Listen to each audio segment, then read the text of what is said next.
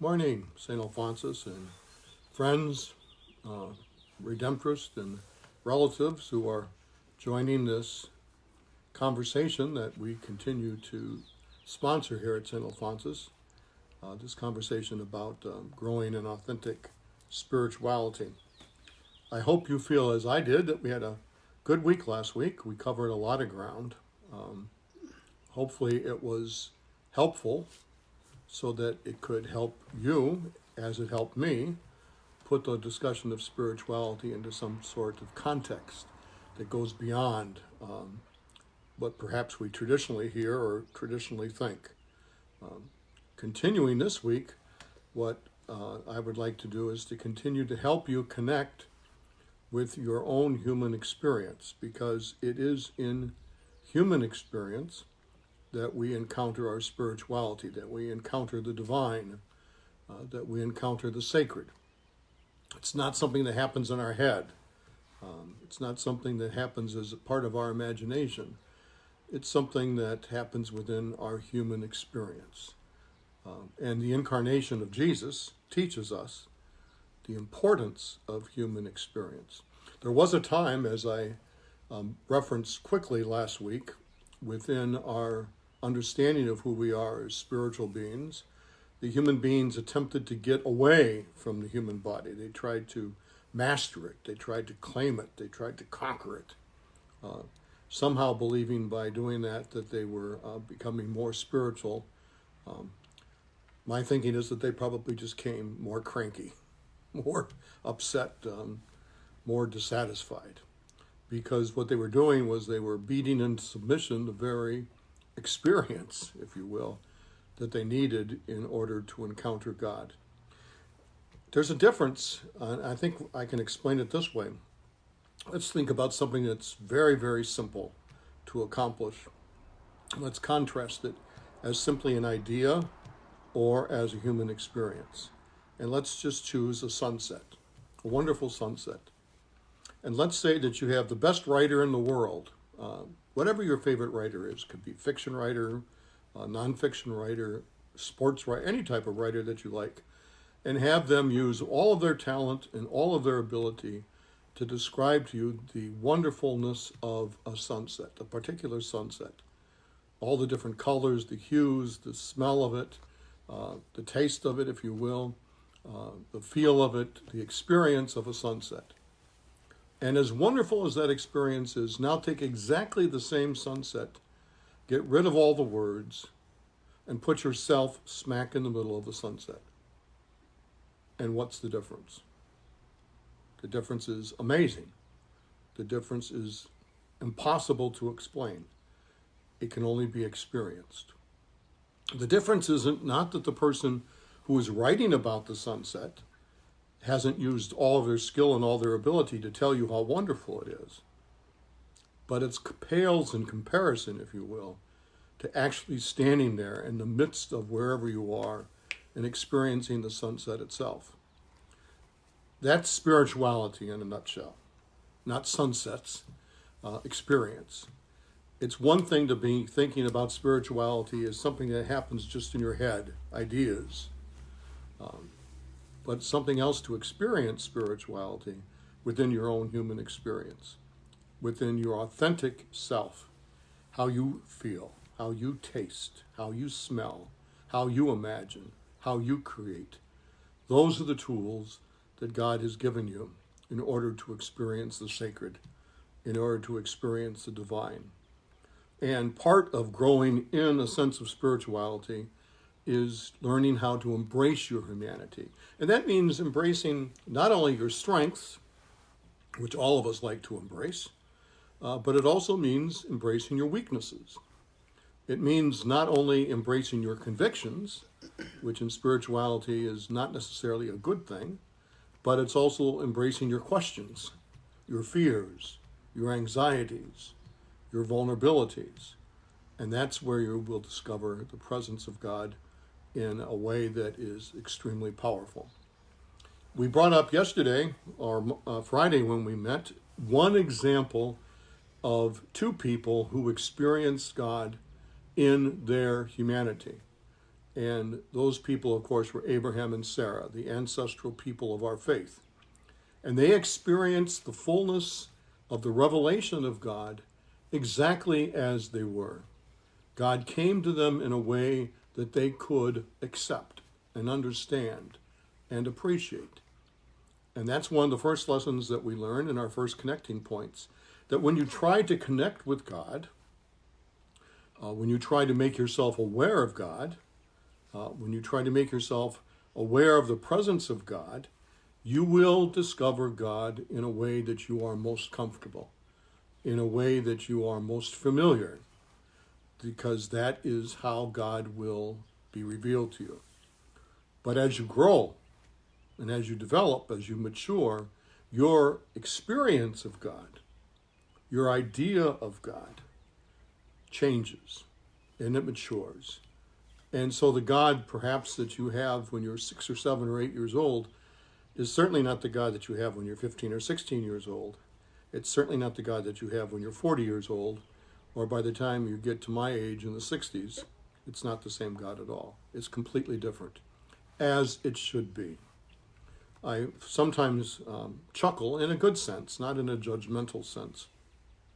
I sometimes chuckle when I hear people talking about how they don't believe in God, and they start describing God, and the God that they're describing is the last time they paid attention to God when they were 12 years old, and they said that God is not good, it's incompetent, it's dead. As well it should be. If you're 40, 50, or 60 years old, a 12-year-old God is not going to be where you encounter a relationship with God. God has to be reflective of your present experience, how you understand God, how you understand yourself, how you understand the community in which you live. In a real sense, what we're doing is we're discovering the image of God. But we're not making God in our own image, because that's something, of course, we don't want to do, even though, in a sense, we do it again and again and again. A spiritually mature person lets go even of their comfortable image of God and embraces an image of God that's completely different. In our story of Sarah and Abraham, that's certainly something that happened to them. As they grew and they developed, the Yahweh that they encountered the first time was not the Yahweh that encouraged them or led them or brought them to the point of faith by the end of the story. That Yahweh is completely different. I'd like to introduce to you another character from the scripture, and one of the reasons I would like to spend some time with personalities from the scripture is because the ones that are well developed in the scripture help us understand something of what it means to be a human being, and they help us to understand how we can experience God. The next person I want to share with you is the person in the scripture that hands down the Old Testament loves more than any other person. Hands down, he emerges not only from the Old Testament, but he emerges into the New Testament as a primary character. He's a central character of our faith, the central personality, and that person is King David. And David is a fascinating person, absolutely fascinating. The scriptures love David. They consider David and all his experiences to be something that is important for all of us to encounter, to understand, to appreciate, and to learn something from. A paragraph that I wrote about King David years ago kind of sums up, I think, why he's so important. The story of King David includes this: a battle with a Philistine giant, a Goliath of a man whom he slays in the name of Yahweh. He has an intimate friendship with Jonathan, who is David's number one advocate and friend, but later in the story suffers a tragic death at the side of his father Saul, all the while remaining loyal and faithful to David. David has marriages, some for political convenience, one for love, and seemingly one, to the infamous Bathsheba, for reasons rooted in lust, that nevertheless results in the birth of the future king, King Solomon. And threaded throughout David's story are various military escapades, plots, coup attempts, a few murders, and one spectacular display of religious piety and devotion to Yahweh. When stripped down to his bare necessities, David dances with joy and abandon before the Ark of the Covenant as it's carried into the city of Jerusalem. And so you can see in just these 100 words or so how complicated of a person David is, how full of a person, a human person, the fullness of life that David is. He experiences everything. But why is it that the scriptures love him so much? Why is he held up as an example? Why is he celebrated? I think there's a couple insights that we can look at. But one of the insights that's very important and illuminating, I think, also for our own spiritual journey, is the story that's told in 2 Samuel chapter 12, verses 1 through 6. This is the story. I know you're familiar with it. There were two men in the same city, one rich, the other poor. The rich man had huge flocks of sheep, herds of cattle. The poor man had nothing but one little female lamb, which he bought and raised. It grew up with him and his children as a member of his family. It ate off his plate, drank from his cup, slept in his bed. It was like a daughter to him. One day a traveler dropped in on the rich man, and the rich man was too stingy to take an animal from his own herds or flocks to make a meal for his visitor. So he took the poor man's lamb and prepared a meal and set it before his guest. Now imagine, King David is in his throne room. He's at the height of his power. He's the great king of Israel. Nathan's a poor, bumbling prophet. And Nathan stands before David and tells him this story. And David, in his indignation, his righteous indignation, stands up and bellows that the person who did this, the rich man, is to suffer, that it's unconscionable that he would do something like this. And he demands to know who is this person who did such a terrible thing. And the prophet looks at David and says, "You are the man. You are the one." You can hear the silence. 3,000 years after the event, you can still hear the silence as Nathan points out to David, "You did it. You took Bathsheba. You took everything. You are the guilty one." David, in all of his glory and all of his power, could have had Nathan slayed on the spot. Nobody would have thought anything about it. But he doesn't. He looks at the prophet Nathan and he says, "Yes, I am the man. I'm the one who did it." And he immediately begins to repent. One of the reasons David is beloved in the scriptures is because of this story.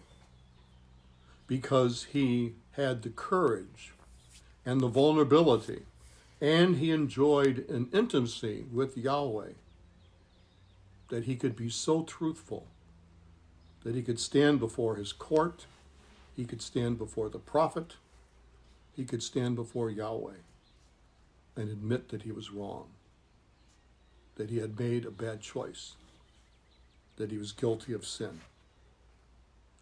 A powerful king who was unaware of who he really is, who lived an inauthentic life, would have just got rid of Nathan. David did not. He took responsibility. The story continues on throughout the story of David, and there are many other examples of David's relationship with Yahweh that are important. But it's this moment at the end of his life, when David is laying in bed and is dying. And this is what he says. He says, "God is bedrock under my feet, the castle in which I live. my rescuing knight. My God, where I run for dear life, hiding behind the boulders, safe in the granite hideout. My mountaintop refuge, he saves me. I sing to God and find myself safe and saved. So at the end of David's life, when he could have claimed all sorts of wonderful things, he could have sung his praises, he could have done a variety of things. What does he do? He praises God. He thanks God. And he acknowledges that it is only in God that he realizes that all is possible and his life is complete because of God. So there in the story of David, we have some very important connecting points that are part of our spiritual journey that go beyond just what Abraham and Sarah experienced. David already knows Yahweh. He understands Yahweh from a very young age. He enters into a loving relationship with Yahweh, but he lives his life dramatically. He lives his life boldly. He lives his life sinning big, but also loving big. He lives his life forgiving big. He lives his life dramatically, but he always lives his life in reference to Yahweh, thankful for the grace and the blessings that Yahweh has given him. And as a result, he lives his life authentically anchored in the Lord. So that teaches us something about our own spiritual journey, our own spiritual life, how we can enter fully into life, how we can bring our strengths and also our weaknesses before God, but remain always in God, remain always faithful to God, and God will remain faithful to us. Another person that I choose to reflect on during this time to help us understand what it's like to become a full human being, an authentic human being, and understand and enter into a relationship with God is in the person of Mary of Magdala. In the Christian scriptures, in the New Testament of the Christian scriptures, Mary Magdala is very much present. She is a woman from Galilee who is known as Mary of Magdala or Mary Magdalene.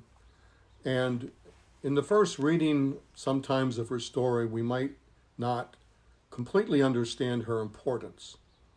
But she is certainly someone who meets Jesus as a man, who is attracted to Jesus as a man. And as her spiritual journey and her relationship with Jesus continues, she transforms that initial relationship into something much more than just being in love or being caring about him. She learns as she walks with Jesus and as she lives with Jesus what it means to truly love. But she also learns what it means to let go of something that is so very, very important and so very, very life-giving and so very, very fearful to let go of it. But in the letting go of it, to discover something more. And perhaps it's appropriate that this story is during Holy Week, even though it kind of anticipates the Feast of Easter. But nonetheless, it tells us a little bit about the story of Magdala. And here it is. It comes from the Gospel of John. Mary stands outside the tomb weeping. And as she weeps, she kneels to look into the tomb and sees two angels sitting there, dressed in white, one at the head, the other at the foot, where Jesus' body had been laid. They said to her, "Woman, why do you weep?" "They took my master," she said, "and I don't know where they put him." After she had said this, she turned away and saw Jesus standing there, but didn't recognize him. Jesus spoke to her, "Woman, why do you weep? Who are you looking for?" Mary, thinking that he was the gardener, said, "Master, if you took him, tell me where you put him, so I can care for him." And Jesus said, "Mary." And turning to face him, she said, "Teacher." And then Jesus said, "Don't cling to me, for I have not yet ascended to my Father. Go to my brothers and tell them, I ascend to my Father and your Father, my God and your God. Mary Magdalene went telling the news to the disciples. I saw the Master, and she told him everything that he had said to her. Don't cling to me, Jesus said. Mary recognized his voice immediately. It was the man that she loved, that she cared for, that she had devoted her life to. Every impulse within her was an impulse to touch him, to grab him, to hold on to him, to cling to him. But if she did that, she never would transform. She never would grow in her spiritual life. She had to let go of the historical Jesus that she knew and permit the risen Christ to come into her life. How much of a transformation do you think it would be to let go of the historical Jesus and to permit the risen Christ to come into your life? But yet that is what Mary did. Her story teaches us the same thing that we have to do. We too have to let go. Abraham and Sarah had to learn a new way. They had to react in a different way. They had to choose different things. They had to live in a different way when they encountered Jesus, or not Jesus, when they encountered Yahweh. David had to do the same thing. And here in this story, Mary of Magdalene does the same thing. You learn, you change, you develop. And in the process, God reveals himself more and more to you in a very powerful way. The last person that I'm going to bring up is the Apostle Paul. And we could spend literally the rest of the week talking about the Apostle Paul. I've read many, many books about Paul. Paul fascinates me. He fascinates me because he comes from such a complicated experience of life. He comes from a place of total surety. He comes from a place of total conviction and abandons all that and embraces something bigger than himself, changes something that he doesn't even think is possible to change. And he becomes not just a believer, but he becomes the ultimate believer, if you will. So that's always been something that I have found to be very interesting, very inviting, and very dramatic. There's also, and I'll admit this, when I read about Paul, there's also things about Paul that I just don't like. I have a feeling that if I was in the same room with Paul, I would probably be irritated by him. He's pretty irritating. He has a way of getting under people's skin. He has a way of poking people in a way that you can't even begin to imagine. But yet that's partly who he is. And I think probably that's, when he talks about his cross, I think that's his cross. I think his cross is, his prayer to Jesus is, help me not be so obnoxious. But it's part of who he is. So those of us who are obnoxious can find a saint in Paul to help us understand what our relationship with God is. But at any rate, Paul has to let go of everything again. And this is something that is told in the scriptures by Paul himself a couple of times. But the fullness of it is kind of glossed over. When we tell the story of Paul's conversion, it feels like it goes on just like that. But if you pay attention to the story, if you actually read the story, you understand that it was a process, a slow process. Paul had to let go of everything that he thought he knew, and in the process accept something different into his life. And I can imagine the arguments he must have had with himself, the real struggle that he must have had, the sleepless nights that he must have had, as he let go of everything that he thought was essential for his own life and salvation, and then had the courage to embrace a different vision, a different life, a different relationship. And I think that that's partly the reason why sometimes when you read Paul, that there's a frantic energy around Paul. There's a frantic anxiety that's around Paul. He just talks nonstop. And I think it's because he realizes he doesn't have as much time as he would like.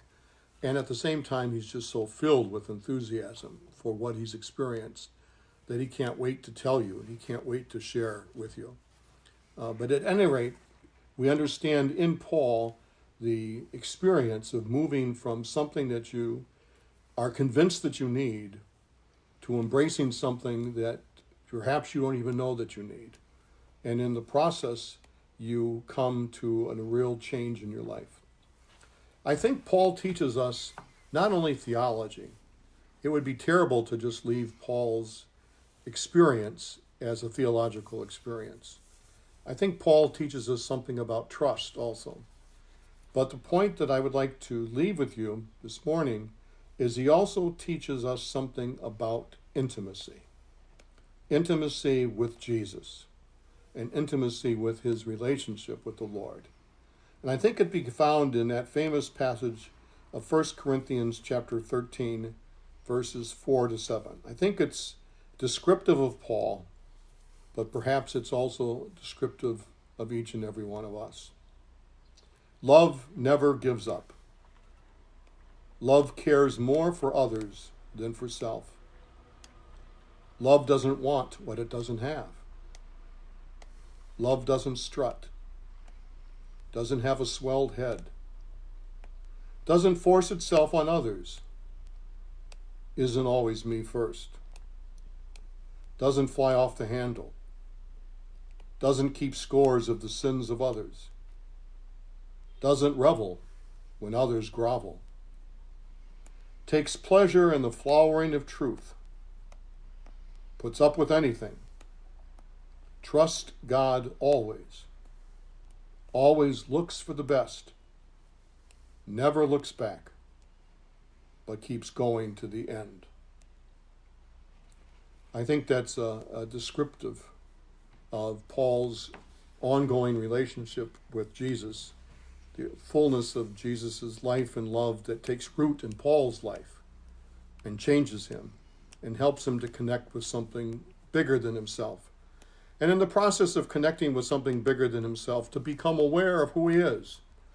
He lists all these things, all of which he is intimately familiar with, the behaviors that he doesn't like about himself, and all those other things that have other people would say about him. And in the midst of all that, he agrees with it, he acknowledges it, but then says, love changes it. And the love that I have for Jesus and the love that Jesus has for me changes me. So that's a wonderful prayer to end our time together this morning, to go back to 1 Corinthians ourselves, chapter 13, and read the wonderful hymn to love, the wonderful hymn to transformation, to intimacy, to truthfulness, and to vulnerability, all of which we see exhibit in the lives of Sarah and Abraham, we see experienced in the life of King David, we see demonstrated to us powerfully in the life of Mary and Magdala, and then finally in the life of Paul the Apostle. God bless you. Have a great day, and I'll see you tomorrow morning.